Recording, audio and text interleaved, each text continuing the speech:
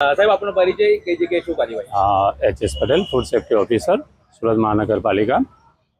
હાલમાં ઉનાળા ઋતુમાં મરી મસાલાનો સૌથી વધારે વેચાણ થતું હોવાથી અને સૌથી વધારે ઉનાળામાં આ મરી મસાલા ભરતા હોય ગૃહિણીઓ ઘરમાં, એના માટે ડેપ્યુટી કમિશનર અને મેડિકલ ઓફિસર હેલ્થની સૂચના અન્વયે કોર્પોરેશનના દરેક ઝોનોમાં મરી મસાલાનું ઉત્પાદન એટલે ઘંટી દળતા હોય છે, છતાં તેમાં જો વેચાણ થતું હોય એમાંથી નમૂના લેવાની કામગીરી ચાલી રહી છે। કેટલી ટીમો બનાવી છે?